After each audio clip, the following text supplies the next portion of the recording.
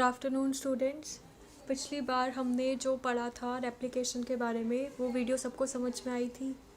उसमें हमने देखा था कि 5 रिक्वायरमेंट्स होती हैं। ओराई होना चाहिए, प्राइमर होना चाहिए, न्यूक्लियोटाइड्स होने चाहिए, डीएनए पॉलीमरेज होना चाहिए और डीएनए लाइगेज होना चाहिए।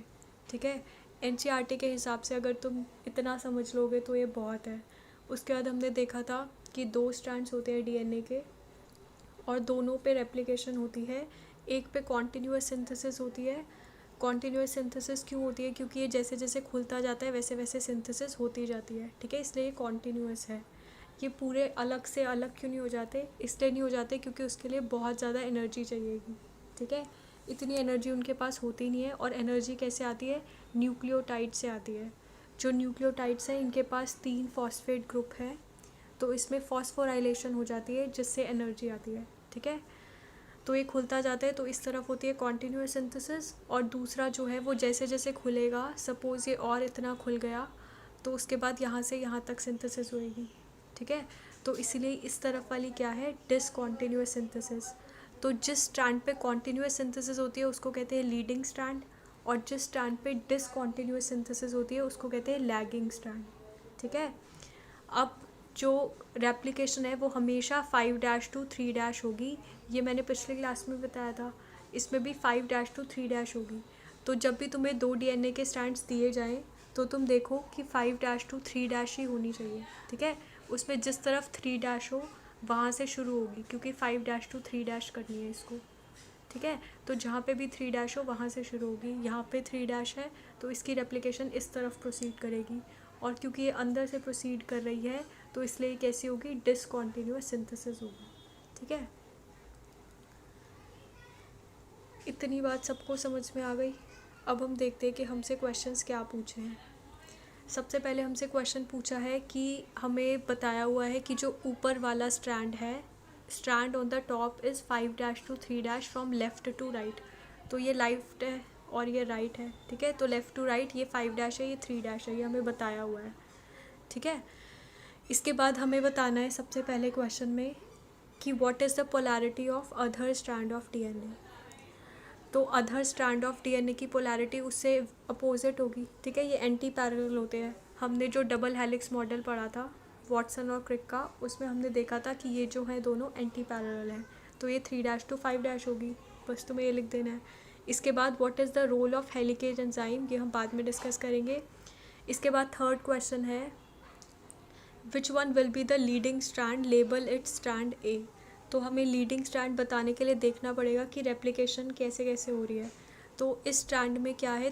5-3 होगी तो इस तरफ होगी और इसमें उल्टी होगी। ठीक है, तो इसमें तो कॉन्टिन्यूअस सिंथेसिस होती जाएगी, ये खुलता जाएगा, होती जाएगी। लेकिन इसमें वो जितना खुलेगा उतनी उतनी ब्रोकन सिंथेसिस होगी, डिसकॉन्टिन्यूअस सिंथेसिस होगी। ठीक है, तो ये स्ट्रैंड है ए और ये स्ट्रैंड है बी। ठीक है, बी तुमसे पूछा है which one will be the lagging strand, name it strand B. तो जो नीचे वाला है वो लैगिंग स्ट्रैंड है तो उसका नाम हो गया बी। इसके बाद तुमसे पूछा है draw with the black pen the primers and mark its orientation. तो जो प्राइमर्स हैं वो मैंने तुम्हें बताया था कि जो रेप्लिकेशन है या फिर कोई भी हम आगे पढ़ेंगे ट्रांसलेशन ट्रांसक्रिप्शन, वो सीधा शुरू होना मुश्किल होती है, तो उसके लिए कुछ प्राइमर्स की ज़रूरत पड़ती है। प्राइमर्स क्या होते हैं? एक ग्रुप होता है न्यूक्लियोटाइड्स का कि स्टार्ट कर सके, एक एक न्यूक्लियोटाइड ऐड होता है उसके बाद। तो ठीक है, प्राइमर में एक ग्रुप ऑफ न्यूक्लियोटाइड्स होते हैं। तो जैसे ये एक प्राइमर है तो ये स्टार्टिंग पे कुछ ग्रुप ऑफ न्यूक्लियोटाइड्स है। अगर ये यहाँ से स्टार्ट हो रही है तो ये नहीं, सबसे पहले यहाँ से स्टार्ट होगी तो प्राइमर यहाँ पे आएंगे। ठीक है, तो ये है प्राइमर्स। इसके बाद इसकी ओरिएंटेशन मार्क करनी है। इसकी ओरिएंटेशन भी क्या होगी? जो इस स्ट्रैंड की होगी 5-3। ठीक है, इसकी भी 5-3। इसके बाद नेक्स्ट क्वेश्चन तुमसे पूछा है कि draw and label polymerase enzyme, ये हम कर लेंगे अभी। इसके बाद draw at least 3 Okazaki fragments in the replication fork. तो ये जो ग्रीन वाली है ये क्या है? Okazaki fragments. तो ये हमने 3 बना दी। इसको क्या कहते हैं? रेप्लिकेशन फॉर्क, क्योंकि ये फॉर्क की शेप का है ना, इसलिए इसको रेप्लिकेशन फॉर्क कहते हैं। इसके बाद लाइगेज का फंक्शन बताना है। वो हम अभी करेंगे। इसके बाद mark with arrows the direction of replication in each strand, वो हमने मार्क कर दी, यही डायरेक्शन ऑफ रेप्लिकेशन है, ठीक है, हर स्ट्रैंड पे। इसके बाद टोपोमरेज एंजाइम, तो हमारा ये क्वेश्चन हो गया, ये क्वेश्चन हो गया, ये क्वेश्चन हो गया, ये क्वेश्चन हो गया,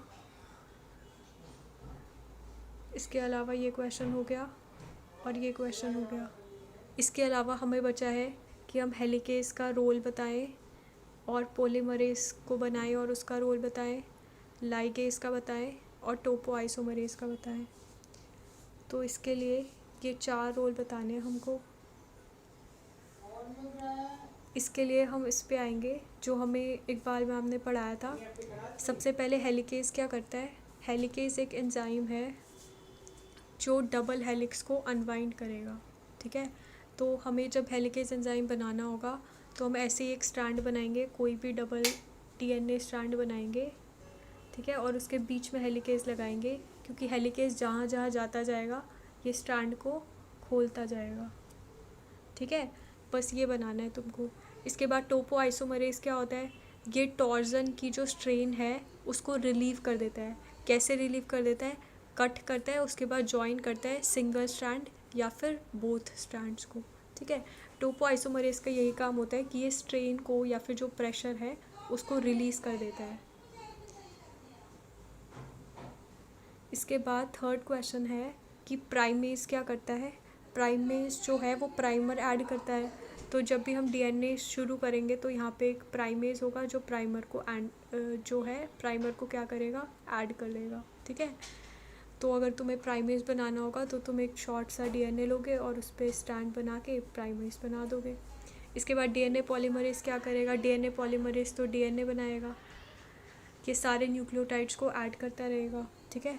इसके बाद डीएनए पॉलीमरेज 1 या फिर एक्सोन्यूक्लियस क्या करेगा? जो एक्सोन्यूक्लियस है, इसके नाम में एक्सो है, तो ये एग्जिट कराएगा। किसको एग्जिट कराएगा? आरएनए प्राइमर्स को। आरएनए प्राइमर्स हमने पहले ऐड किए थे ना, इसको एग्जिट करा देगा ताकि हमारा जो डीएनए है वो पूरा डीएनए का ही हो, उसमें राइबोन्यूक्लियोटाइड्स ना हो। इसके बाद अगर हम लाइगेज की बात करेंगे तो लाइगेज क्या करेगा? लाइगेज मतलब लाइगेट करना, लाइगेट मतलब जोड़ना, ठीक है। तो ये जो ओकाज़ाकी फ्रेगमेंट्स थे जो ऐसे ऐसे थे, ये उनको जोड़ देगा आपस में, ताकि हमारे पास ब्रोकन छोटे छोटे डीएनए ना हो, एक बड़ा सा डीएनए का जो स्ट्रैंड है वो पूरा हो, ताकि वो किसी काम में आ सके। तो ये जो 6 एंजाइम है ये आप ऐसे के ऐसे अपनी कॉपी में लिख लेना। इनके डायग्राम भी ऐसे ही बना देना।